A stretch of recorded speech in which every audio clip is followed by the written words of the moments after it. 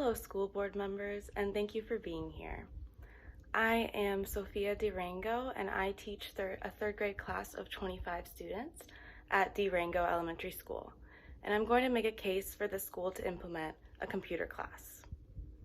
So picture this. You're in third grade.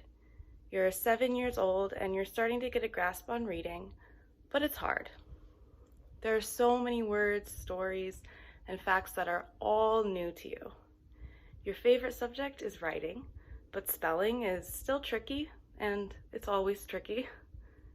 Now, your teacher wants you to read a brand new passage on a computer, where there's a screen, a mouse, a little thing to control the mouse, buttons on the keyboard, buttons on the screen, all of which you need to know how to navigate to even scroll down and read the passage.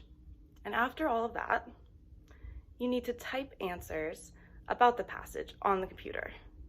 You're so rattled from even trying to get through the passage, you don't really remember what it was about. And you have a vague idea, but would you be able to remember it while searching for each letter in your answer individually, while also trying to remember how these words are spelled and how they should be structured grammatically to make sense? Would you be able to? Now I'm going to paint a different picture, one of my classroom. This year I have 14 boys and 11 girls. 13 of my students are Hispanic, 4 of my students are Black, and 8 of my students are white. Half of my students are bilingual, the most common first language being Spanish, but there are other first languages in my class such as Arabic and Mandarin. As you know, nearly 60% of our school's population receives free or reduced lunch. And in my class, 80% of my students receive free or reduced lunch.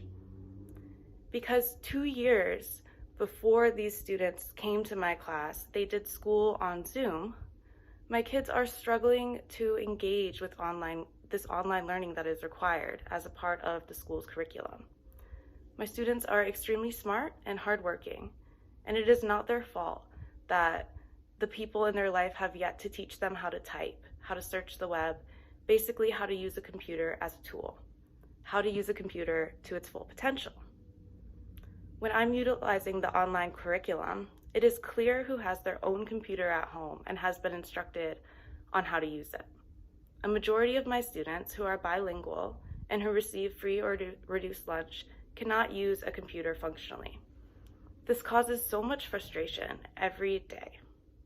A lot of times, I just have students dictate their answers to me as I type.